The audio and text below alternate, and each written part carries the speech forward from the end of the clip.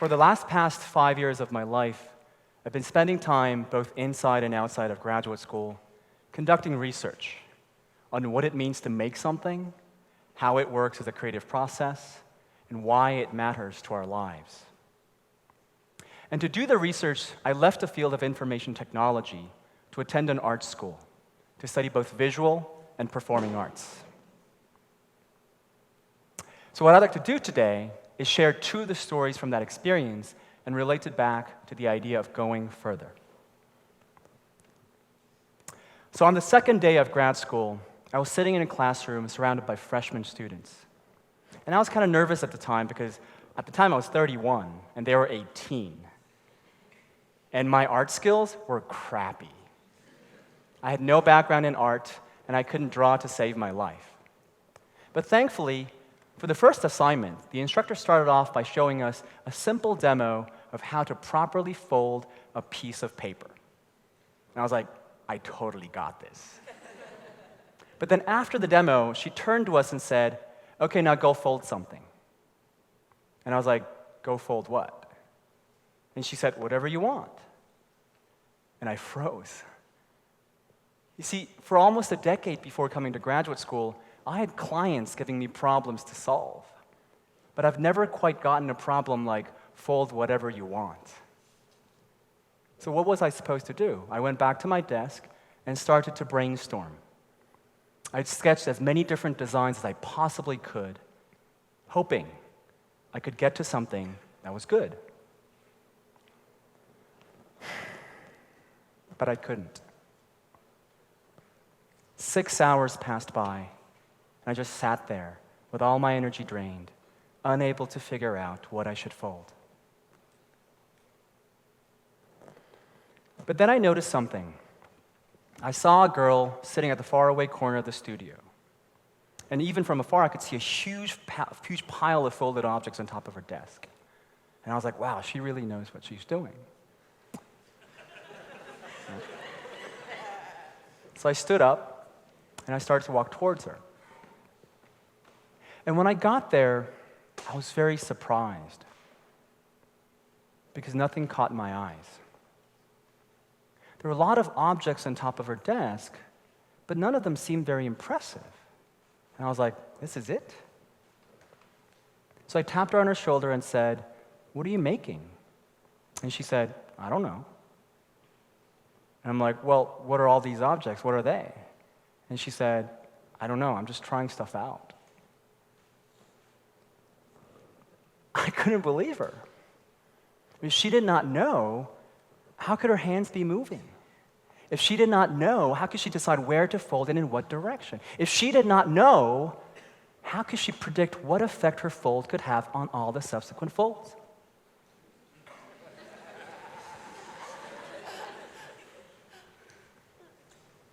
So at that point, it dawned on me, this was youth.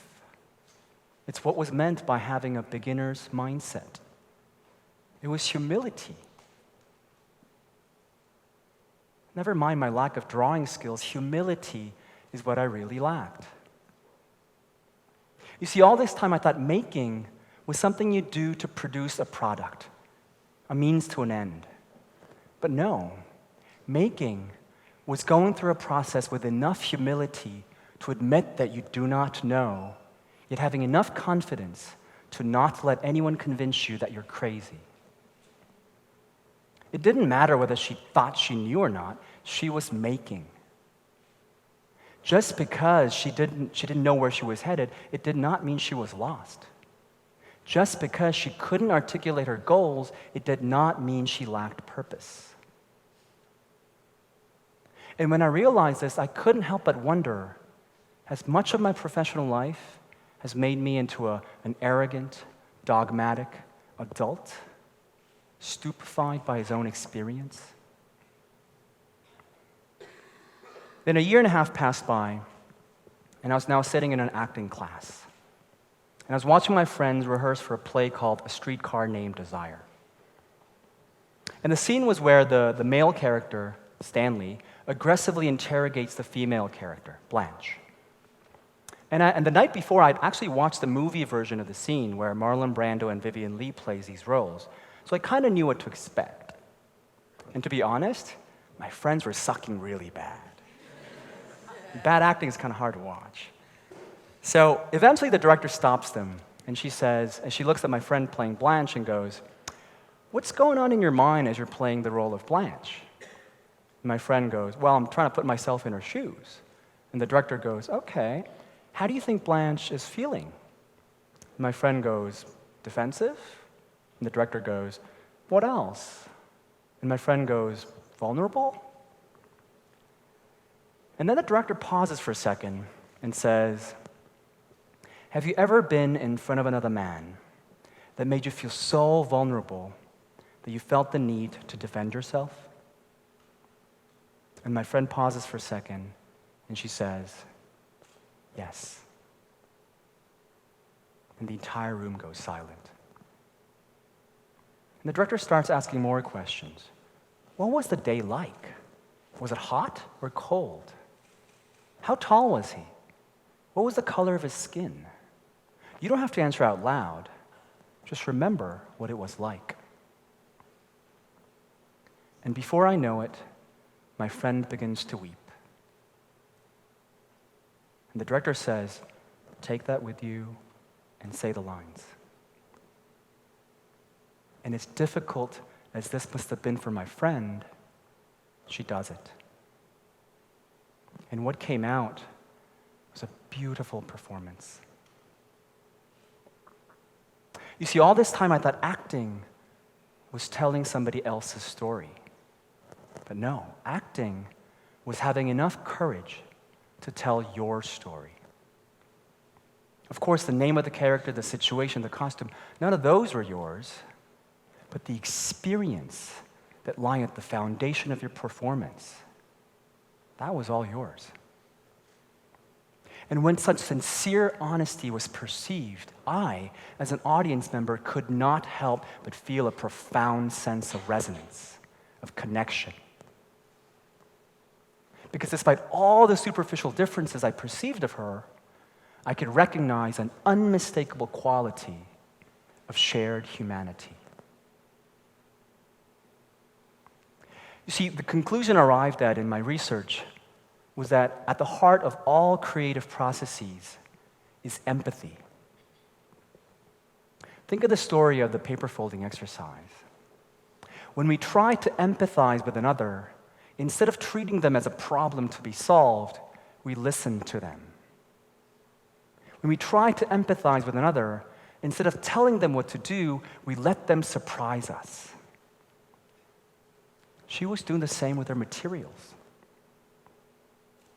And just as that interaction, or the memory of that interaction, helps us feel a sense of connection to others, the same was happening between her and her materials. She was developing empathy in relation to her materials.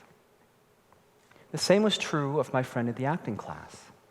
She was developing empathy in relation to an imaginary character.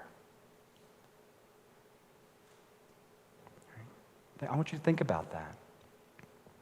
But what I found most remarkable about going through such a creative process is that as you're trying to empathize with these others, it actually helps you better understand yourself.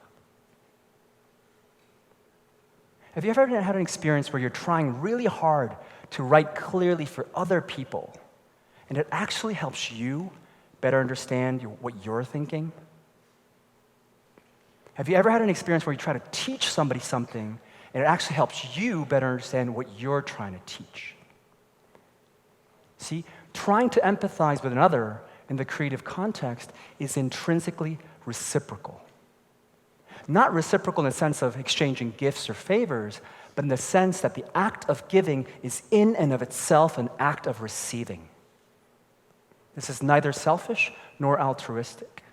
It's simply a loop that cannot be untangled without losing its meaning. This is at the heart of this is the cardiac cycle of any creative relationships. And this is what makes the process of making just as, if not more meaningful than the product.